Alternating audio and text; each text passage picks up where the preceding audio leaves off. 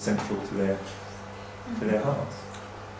It's just some pictures of Pyongyang. You see it's a very modern city. This in fact is a collective farm, an apple farm we went to. You see the mountains in the background, it's a beautifully kept place. Very modern technology. There's dwarf apples which in fact were brought from Italy to set up this, I think it's 10,000 hectares of massive farm. That is my son enjoying an apple. It is an organic apple. They're very into organic farming in as much as they can. There's no GM technology as such, not they're against science, but the whole point is that agriculture industry has to serve the people, that it has to be friendly, sustainable, and they're very interested in preserving their environment as much as they can. This is a very modern apple storage facility, and my son's still eating an apple. And me, very proud of him. There you go. Went to a textile factory, went to several factories. I've never seen factories as clean. People take a real pride in the fact of their production.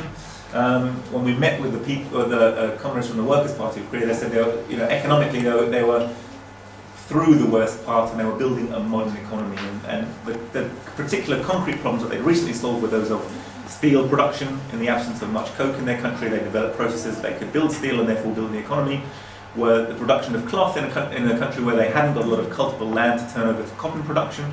So they were using a combination of imports of cotton and basically making cotton from other fibres, whether it's wood or whether it's from coal, tar, basically rayon, viscose, all these kind of things. But it's, as you can appreciate, to clothe the population in the absence of imports of cheap stuff from Vietnam and China, you have to be self-reliant. So it's a significant economic problem to have tackled, and they've done so successfully. And the other thing was food production, which we've already discussed. And everywhere you went, great pride in their work. And you can see that people working together really have surmounted a lot of economic difficulties, and it's built a great deal of unity. This is not an image that everyone will have of a socialist country, it's a fun fair.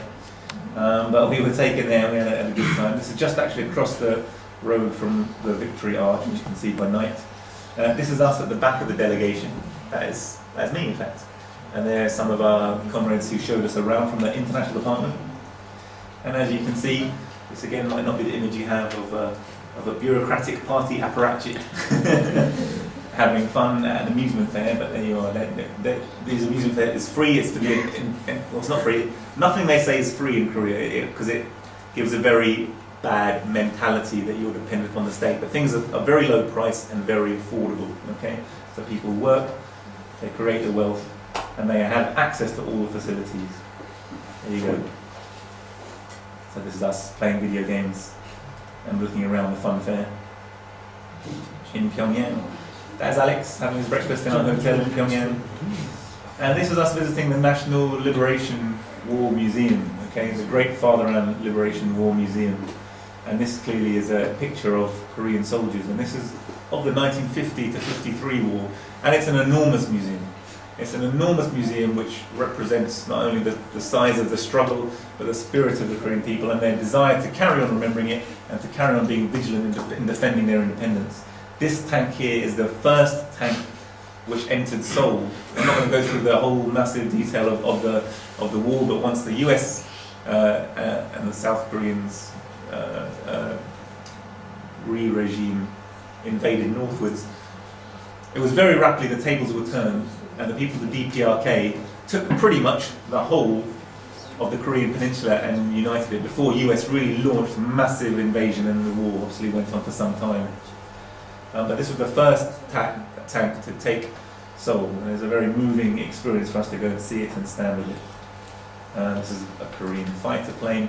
Well, this is one of the first torpedo boats which sank a US cruiser in the first days of the war. The Baltimore, the US Baltimore, that's right. One of the first jet planes, MiG-plane. This is General Clark. General Clark was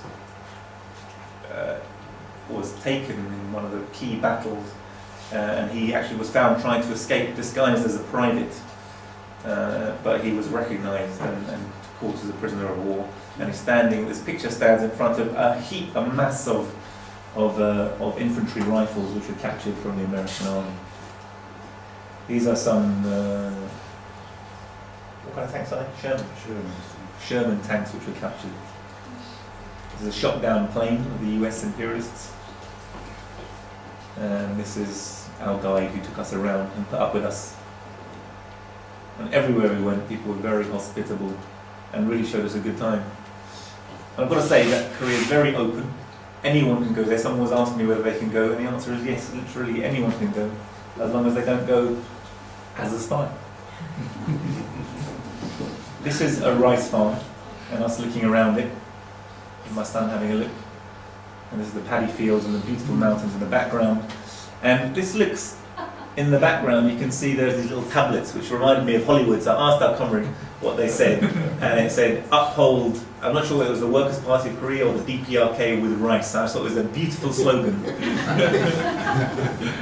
Jyoti went, oh no, it wasn't Jyoti, it was our former comrades in our last delegation went and came back and said it was a place that was so free of mental pressure, there was no advertising, it was amazing. And I'd second that. But when you do see some advertising, some slogans, they are slogans of the people, relevant to the people's struggle, and actually are fully inspiring. And this, of course, is in a collective farm which is growing rice, which is constantly endeavouring to raise the productivity in order that the people are better and better fed. It was very inspiring to me. So uphold the people of the DPRK with rice, and that was a wonderful, wonderful slogan. And these are the collective farm workers' flats, beautifully modern buildings, where people live well. You know, I don't know if you've been to. I like agriculture. I'm from a peasant family, basically, one generation removed. And you know, I go to India. I've been to all kinds of places in the third world, and it's lovely to see productive labour in the countryside. It's wonderful to have that sense of productivity and farms growing.